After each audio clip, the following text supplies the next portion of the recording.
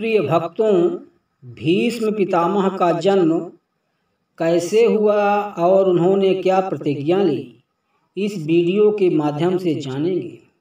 एक बार हस्तिनापुर के महाराज प्रतीप गंगा के किनारे तपस्या कर रहे थे। उनके रूप सौंदर्य से मोहित होकर गंगा उनकी जांघ पर आकर बैठ गईं। गंगा ने कहा, हे राजन, मैं ऋषि की पुत्री गंगा हूँ और आपसे विवाह करने आपके पास आई हूँ। इस पर महाराज प्रतीप बोले, गंगे, तुम मेरी दाहिनी जांघ पर बैठी हो। पत्नी को तो वामांगी होना चाहिए। दाहिनी जांघ तो पुत्र का प्रतीक है, अतः मैं तुम्हें अपनी पुत्र वधू के रूप में स्वीकार करता हूँ। यह सुनकर गंगा वहाँ से चली गई।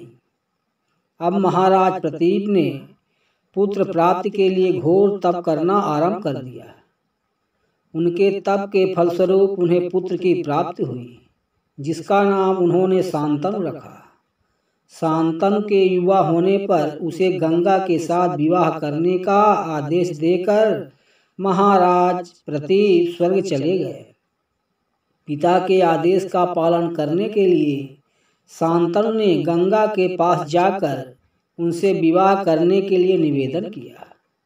गंगा बोली, राजन, मैं आपके साथ विवाह तो कर सकती हूँ, किंतु आपको वचन देना होगा कि आप मेरे किसी भी कार्य में हस्तक्षेप नहीं करेंगे। शांतनु ने गंगा के कहे अनुसार वचन देकर उनसे विवाह कर लिया। गंगा के गर्भ से महाराज शांतनु के 8 पुत्र हुए, जिनमें से 7 को गंगा ने गंगा नदी में ले जाकर बहा दिया और अपने दिए हुए वचन में बंधे होने के कारण महाराज शांतनु कुछ बोल ना सके। जब गंगा का 8वां पुत्र हुआ और वह उसे भी नदी में बहाने के लिए ले जाने लगी, तो राजा शांतनु से रहा ना गया और वे बोले, गंगे, तुमने मेरे 7 पुत्रों को नदी में बहा दिया, किंतु अपनी प्रतिज्ञा के अनुसार मैंने कुछ ना कहा। अब तुम मेरे इस 8वें पुत्र को भी बहाने जा रही हो। मैं तुमसे प्रार्थना करता हूँ कि कृपा करके इसे नदी में मत बहाओ। महाराज शांतनु की बात सुनकर गंगा ने कहा, राजन, आपने अपनी प्रतिज्ञा भंग कर दी है, इसलिए अब मैं आपके पास नहीं रह सकती। इतना कहकर गंगा अपने पुत्र के साथ अंतर्ध्यान हो गई। तत्पश्चात महाराज शांतनु ने 36 वर्ष ब्रह्मचर्य व्रत धारण करके व्यतीत कर दिए। फिर एक दिन उन्होंने गंगा के किनारे जाकर गंगा से कहा, गंगे, आज मेरी इच्छा उस बालक को देखने की हो रही है जिसे तुम अपने साथ ले गई थी। गंगा एक सुंदर स्त्री के रूप में उस बालक के साथ प्रकट हो गई और बोली, राजन, यह आपका पुत्र है तथा इसका नाम देवव्रत है। इसे ग्रहण करो। यह पराक्रमी होने के साथ विद्वान भी होगा। अस्त्र विद्या में यह परशुराम के समान होगा। महाराज शांतनु अपने पुत्र देवव्रत को पाकर अत्यंत प्रसन्न हुए और उसे अपने साथ हस्तिनापुर लाकर युवराज घोषित कर दिया। एक दिन महाराज शांतनु यमुना के तट पर घूम रहे थे कि उन्हें नदी में नाव चलाते हुए एक सुंदर कन्या दिखाई दी। उसके अंग अंग से सुगंध निकल रही थी।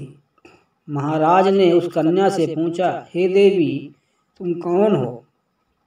कन्या ने बताया, महाराज, मेरा नाम सत्यवती है और मैं निषाद कन्या हूँ।